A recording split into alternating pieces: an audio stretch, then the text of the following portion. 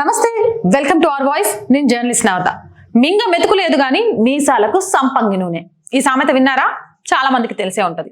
ఈ రోజు కర్ణాటకలోని కాంగ్రెస్ ప్రభుత్వం సిద్ధరామయ్య హయాంలో ఇలాంటిదే చేస్తోంది. అక్కడ ప్రజలకు ఇచ్చిన హామీలు నెరవేర్చడం లేదు. ఆర్థికంగా రాష్ట్రాన్ని అభివృద్ధి దిశగా తీసుకువెళ్ళడానికి ఏం చేయాలో తెలియట్లేదు. అడ్డగోలు వ్యాఖ్యలతో, అడ్డగోలు స్కాములతో ఇప్పటికే అనేక అభియోగాలను ఎదుర్కొంటున్న సిద్ధరామయ్య ప్రభుత్వం చేసిన నిర్వాకం చూస్తుంటే ఖచ్చితంగా మింగ మెతుకులేదు, మీసాలకు సంపంగి నూనె అనేది చాలా బాగా వర్తిస్తుంది అంటూ సోషల్ మీడియాలో చర్చ నడుస్తోంది. ఇంతకు ఎందుకు అంటే నమ్ముతారా? సిద్ధరామయ్య ప్రభుత్వం అక్టోబర్ 25 నుంచి మార్చ్ వరకు సోషల్ మీడియా కోసం, అంటే సిద్ధరామయ్యని ప్రమోట్ చేస్తూ, సిద్ధరామయ్య ప్రభుత్వాన్ని ప్రమోట్ చేస్తూ సోషల్ మీడియాలో యాడ్స్ ఇవ్వడానికే కానివ్వండి, వీడియోలు చేయడానికే కానివ్వండి 3 కోట్లు ఖర్చు పెట్టిందట. సోషల్ మీడియా ప్రచార ఆర్భాటానికి నెలకు 50 లక్షల పైచిలుకు సిద్ధరామయ్య ప్రభుత్వం ఖర్చు పెడుతోంది. అంటే ప్రతిరోజు 1,60,000 పై మాట. ఈయననేమనాలి? ఇది ఆర్టీఐకి వేసిన ఒక వ్యక్తికి వచ్చిన సమాధానంలో భాగమట. టైమ్స్ ఆఫ్ ఇండియాలో దీనికి సంబంధించి ఆర్టికల్ వచ్చింది. కర్ణాటక సీఎం సిద్ధరామయ్య కార్యాలయం సోషల్ మీడియాలో నెలకు 54 లక్షలు ఖర్చు చేస్తుందని ఆర్టీఐ సమాధానం వెల్లడించింది.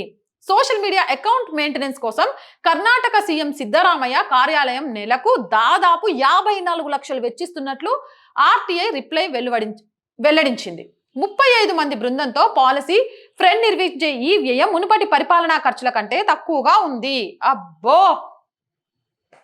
కర్ణాటక సీఎం సిద్ధరామయ్య కార్యాలయం అధికారికంగాను వ్యక్తిగతంగాను తన సోషల్ మీడియా ఖాతాలను, ఓన్లీ సోషల్ మీడియా, ఇంకా మీడియాకి ఇచ్చే ఎంత ఉంటాయో ఈ లెక్కన, నిర్వహించడానికి దాదాపు 54 లక్షలు ఖర్చు చేస్తుందని ఆర్టీఐ సమాధానంలో పేర్కొంది.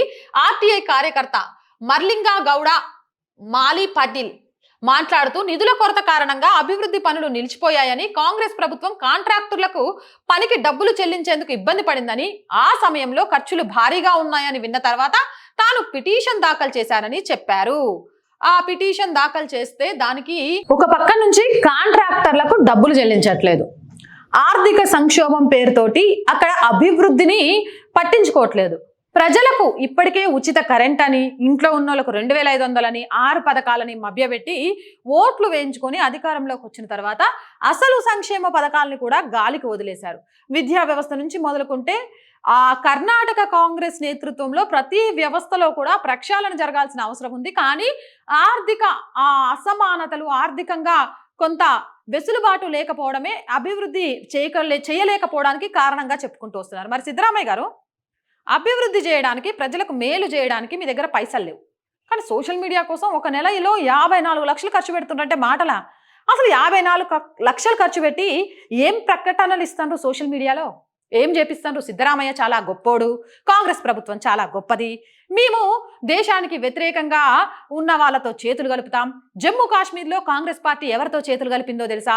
ఆర్టికల్ 317 తీసుకొస్తా అన్నోళ్ళతోటి, పాకిస్తాన్తో సంబంధాలు పెట్టుకుంటా అన్నోళ్ళని, హిందూ దేవాలయాలకు సంబంధించి ముస్లిం పేర్లు పెడతా అన్నోళ్ళని, ఇలాంటి వాళ్ళందరితో మేము చేతులు కలుపుతాం, మా పేరు మీద ఎన్ని స్కామ్లు వస్తున్నా కూడా ఆ స్కాములన్నీ అబద్ధాలు అని ప్రచారం చేయించుకుంటాం, దాన్ని పక్కదోవ పట్టించడానికి కర్ణాటకలో హిందూ ఆలయాల మీద దాడులు చేస్తాం. ఇవన్నా ఏం చేశారని? మనం చేసింది మంచి పని అయితే ఆటోమేటిక్గా సర్క్యులేట్ అవుతుంది. సరే, ప్రభుత్వం తమ పథకాలను, తమ ప్రజలకు చేస్తున్న మేలుల్ని ప్రజల్లోకి తీసుకెళ్లాలంటే కొంత ఖర్చు పెడతారు. అక్కడ కాంట్రాక్టర్లు లబోదిబ్బో అని మొత్తుకుంటారు, వాళ్ళకి ఈయనకి పైసలు లేవు మీ దగ్గర. కానీ మీ సోషల్ మీడియా ఆయనది పర్సనల్, అంటే సీఎంఓ ఆఫీస్ది ఆయన పర్సనల్ది కలిపి వాడడానికి 54 లక్షలు ఆ నెలకి. వింటే ఎవరైనా నవ్విపోతారు. రాష్ట్రంలో నమ్మి ఓటేసిన ప్రజలను నట్టేటా ముంచి ఈరోజు అబద్ధపు విషయాలను ప్రజల్లోకి వాస్తవాలు అనే రూపంలో చిత్రీకరిస్తూ సోషల్ మీడియాను వాడుకోవడానికి 54 లక్షలు నెలకు ఖర్చు పెడుతున్నారు అంటే మీ ఖర్చుని, మీ ఆలోచనని, మీ పరిపాలనా విధానాన్ని ఏ విధంగా అర్థం చేసుకోవాలి? ప్రజలు అర్థం చేసుకోవాలి. అర్థమవుతుందా? మీకు తిననీకి రేషన్ ఇవ్వడానికి శాత కాదు. ఈరోజు దేశవ్యాప్తంగా వైట్ రేషన్ కార్డు ఉన్న వాళ్ళందరికీ మనిషికి 5 కిలోల చొప్పున బియ్యం వస్తున్నాయి అంటే అది కేంద్ర ప్రభుత్వం ఇస్తున్న బియ్యం, మీ రాష్ట్ర ప్రభుత్వాలు కాదు. 200 యూనిట్ల కరెంట్ ఫ్రీ ఇస్తాం, 2,500 ఇంట్లో కూర్చుంటే ఇస్తాం, గ్యాస్ బండ ఫ్రీ ఇస్తాం, ఉచిత బస్ ఇస్తాం, ఇంకోటి ఇస్తాం అనగానే ఉచితం ఉచితం ఉచితం చూసి ఓట్లేసినాం. గట్లా ఉచితాన్ని ప్రమోట్ చేయడానికి గిట్లా 54 లక్షలు ఖర్చు పెడతారట నెలకి.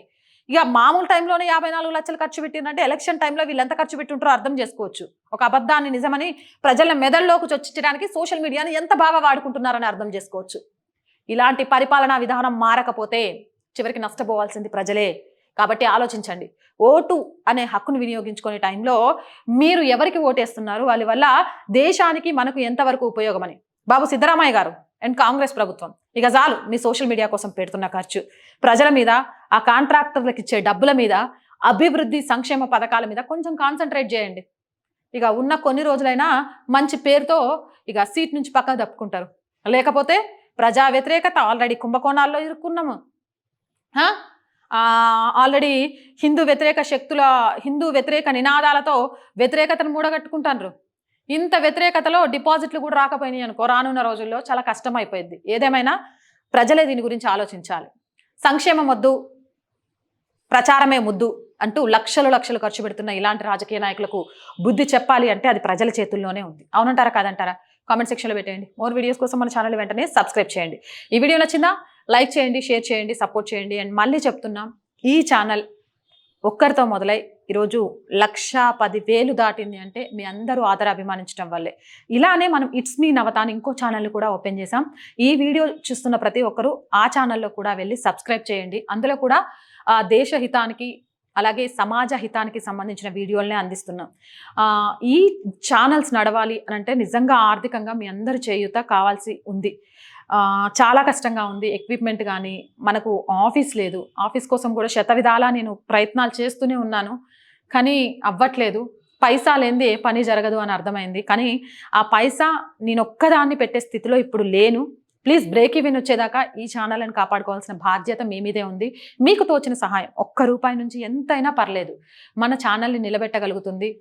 శాలరీస్ విషయంలో కానీ, మిగిలిన వాటి విషయంలో కానీ ఎప్పుడైతే బ్రేక్ ఈవెన్కి చేరుకుంటామో మీ నుంచి ₹1 కూడా సహాయం ఆశించదు ఈ ఛానల్.